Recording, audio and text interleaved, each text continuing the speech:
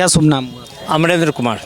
अच्छा सर, ये बताइए, बिहार की मैं बात करूं, आपने तो काफ़ी कुछ देखा है, तो बिहार कितना बदला है एनडीए सरकार में? एनडीए सरकार में बिहार में बहुत कुछ ही बदलाव हुआ है। जो पूर्व में जब से देश आज़ाद हुआ उसके बाद जो ये एनडीए गवर्नमेंट आई है 2005 में, जो नीतीश सरकार आई है, उसके बाद ही असल बदलाव लोग महसूस किए हैं। इसके पूर्व में जो भी लोग थे, कांग्रेस भी थे, उनका बहुत कछुआ गति से कारोबार था।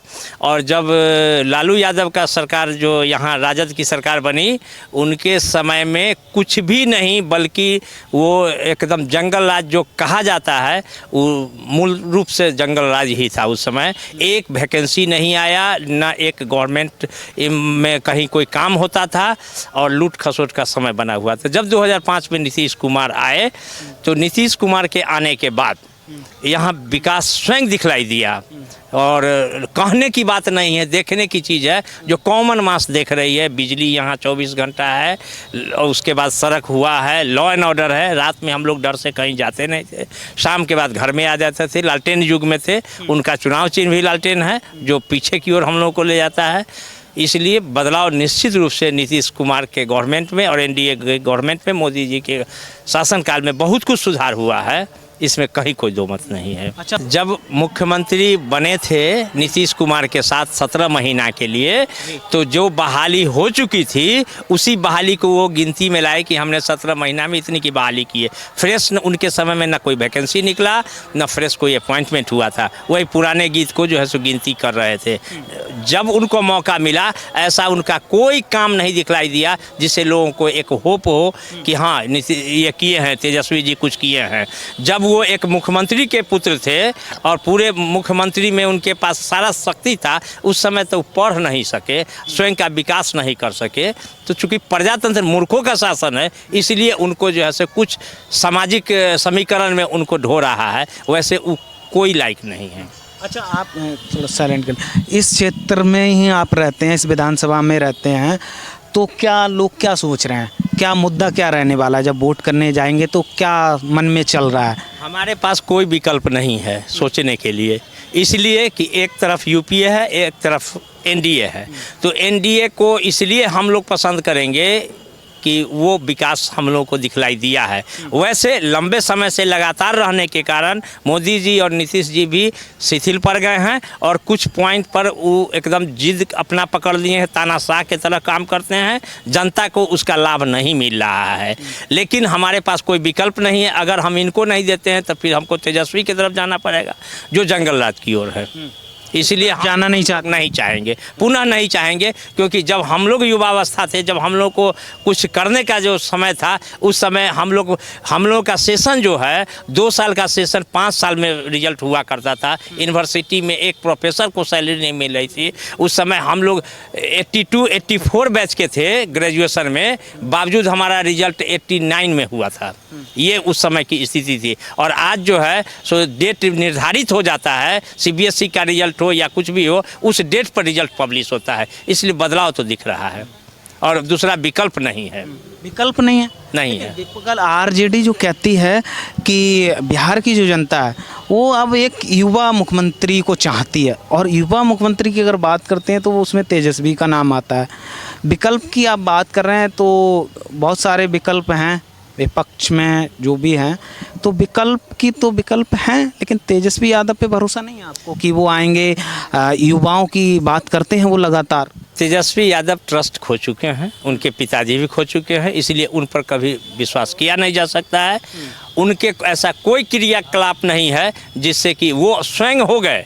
वो जो बहुत गरीब तबका के परिवार से बिलोंग करते थे लालू यादव, आज 43 बीघा ज़मीन उनके पास है, और दूसरे उनके तबके के लोग वहीं के वहीं हैं। इसलिए विकास वही मुट्ठी भर लोगों का हो रहा है जो लोग विकसित हो चुके हैं। कॉमन मास को कोई रिलीफ नहीं मिल रहा है। तो आरजेडी की तरफ नहीं जाना चाहते? बिल्कुल, आरजेडी की तरफ से तो लोग देख चुके हैं, उसको तो देख चुके हैं, तो अब उसी को पुनः हम कैसे देखेंगे? अब कोई नया चेहरा, जैसे प्रशांत किशोर आए थे, उन्होंने बहुत ही विजन दिया था, सही बात था, लेकिन उनके क्रियाकलाप से लग गया कि यह भी उसी तरह चीटर है। ये जनता को ठग के पैसा लेके गए, और इनका एक भी जो है कंडक्ट लोग को अप्रिशिएट नहीं कर सका। बिफोर इलेक्शन ये एकदम फेल कर चुके हैं। प्रशांत किशोर की बात करी, वो भी बिहार को बदलने की बात कर रहे हैं, आगे ले जाने की बात कर रहे हैं, लेकिन कुछ लोग ये भी कह रहे हैं कि ये दूसरा सेकंड केजरीवाल। हाँ बिल्कुल, वो केजरीवाल के बाप हैं। हाँ केजरीवाल के क्यों बाप ऐसा, क्यों आपको भी क्यों ऐसा? इसीलिए कि वो कैंडिडेट के लिए अप्लाई कराए 21,000 रुपया लेके किए कि आवेदन दीजिए हम टिकट देंगे, उसमें सेलेक्ट करेंगे, और 21,000 वाला वहीं रह गए और नए चेहरे को लेते चले आए जो दूसरे दल में है, जो उनके खिलाफ में है, और उससे पैसा लेके दे दिए। इसलिए लोगों को विश्वास नहीं रहा। हम तो नज़दीक से देख रहे हैं ना, इसलिए हम लोग तो जनता हैं, हम लोग पब्लिक हैं, एज ए पब्लिक हम उसको बहुत करीब से देख रहे हैं। इसलिए उनका कहना और करना दोनों में काफ़ी डिफरेंस है। इसलिए उनके उस बयान के फ्लक्चुएशन से हम लोग को उन पर अब विश्वास ही नहीं कुछ रहा। हम लोग एक सपना देखे थे कि एक तीसरे विकल्प के रूप में आवेंगे, लेकिन वो अपना ट्रस्ट को जो है लॉस कर चुके हैं। तो जनता अब एनडीए पर भरोसा? बिल्कुल, अभी कोई विकल्प नहीं है, इसलिए एनडीए का अभी विकल्प कोई है ही नहीं, अभी कोई नहीं है। अच्छा, मैं बात करूं, जैसे नरेंद्र मोदी देश के प्रधानमंत्री हैं, वो 3 बार प्रधानमंत्री बने, और आपने भी कई प्रधानमंत्री के कार्यकाल देखा भी है और उसको अच्छे से समझते भी हैं। तो नरेंद्र मोदी देश में कैसा काम कर रहे हैं, उन पर भी सवाल उठते हैं। राहुल गांधी ने जो यात्रा निकाली थी, वोट अधिकार यात्रा की, वोट चोरी करके भाजपा सरकार बना लेती है। वोट चोरी का भी मुद्दा क्या रहेगा इस बार इसमें चुनाव में? जिस तरह से जनता के बीच वो जाते हैं कि भैया वोट चोरी होती है, वोट चुनाव आयोग के साथ मोदी की सेटिंग है, वो चोरी करके सरकार बना ली, ऐसा कुछ लगता है आपको? आपके समय में ऐसा कुछ होता था, वोट चोरी को कुछ? जिस समय मैनुअल होता था उस समय काफ़ी चोरी होता था।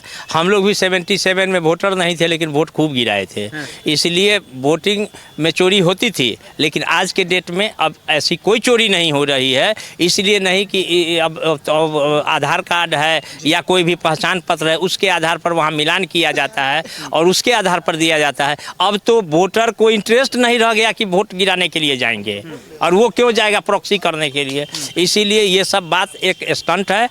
राहुल गांधी एकदम फेलियर हैं, उनका कहीं कोई इसमें जो है सो पॉजिटिव थॉट है नहीं, और नरेंद्र मोदी का फिलहाल विकल्प नहीं है। नरेंद्र मोदी में स्ट्रॉन्ग डिसीजन लेने की कैपेसिटी है, उन्होंने जो भी डिसीजन लिया वो लिया, कहे नहीं, जो कहे वो किए। लगभग उन्होंने 100% कोई भी व्यक्ति नहीं कर पाता है, वो बहुत सारा लिमिटेशन होता है। बावजूद उसके नरेंद्र मोदी जितनी बातें जनता के बीच में कहीं, उसको काफ़ी हद तक जो है सो करने का काम किया है। अच्छा, कौन सा डिसीजन, कौन सा फैसला ऐसा अच्छा लगा आपको नरेंद्र मोदी का, जो देश हित में और सही समय पे उन्होंने जो कदम उठाया, लिया?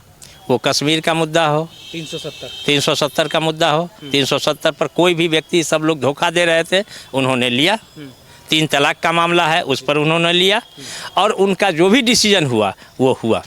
आज गैस के लिए लोगों को कहीं जाना नहीं पड़ता है, फ़ोन किए और सेम डे घर तुरंत आ जाता है, कहीं कोई दिक्कत नहीं है। ऑनलाइन बहुत चीज़ का फैसिलिटी लोगों को मिला हुआ है, बैंक में भी लाइन ख़त्म हो गया। आज हमारे पॉकेट में 1 रुपया नहीं है, फिर भी हमारे पास मोबाइल है, तो सब कुछ है। इसलिए बदलाव हुआ है, इससे नकारा नहीं जा सकता है। ऑनलाइन जो डिजिटल हो रहा है देश, तो कहीं ना कहीं वेट नहीं करना पड़ता, आज छुट्टी हो गई, बैंक जाना, पैसा निकालना, ये वो बस बाकी सब काम मोबाइल से कर सकते हैं। बिल्कुल बिल्कुल, लोगों को तो काफ़ी मतलब अच्छा, बहुत ही उनका जो सोच है उसमें कहीं कोई दिक्कत नहीं है। अब पालन करने के लिए अकेला मोदी क्या करेगा, उसके नीचे भी लोगों को चेंज होना होगा, और युवा पीढ़ी को तो आना अवश्य है। लगातार कोई भी व्यक्ति रहेंगे वो नहीं हो सकते हैं, चेंज करते रहना चाहिए। सवाल ये है कि मोदी और योगी, विपक्ष कहता है कि मोदी और योगी जब से ये सत्ता में आए हैं, ये देश में बांटने का काम कर रहे हैं,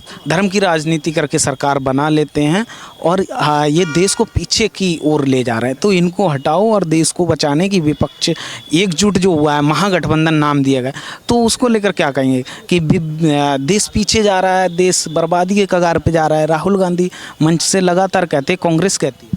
बिल्कुल गलत है। देश को बर्बाद करने में अन्य नेता का काफ़ी योगदान है। जो हमें जात में बांट रहे हैं, धर्म में बांट रहे हैं, मोदी कहीं नहीं बांट रहे हैं। वो आज मुसलमानों के प्रति एक भी स्कीम में कहीं कोई रुकावट नहीं है। उनको लगातार जो है सो मिलते जा रहा है, कहीं कुछ नहीं है। लेकिन जो आतंकवादी गतिविधि में रहेगा उस पर अगर एक्शन हुआ तो कहा जाए कि अल्पसंख्यक पर एक्शन हुआ, यह बिल्कुल गलत है।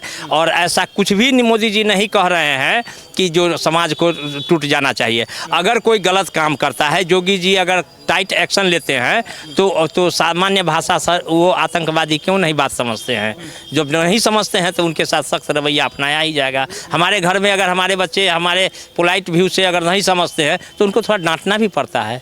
तो इसलिए मजबूरी है, गवर्नमेंट की मजबूरी है कि वैसे लोगों के खिलाफ अगर एक्शन लेते हैं। हम सामान्य नागरिक हैं, हमारे खिलाफ तो कोई एक्शन नहीं कोई लेते हैं।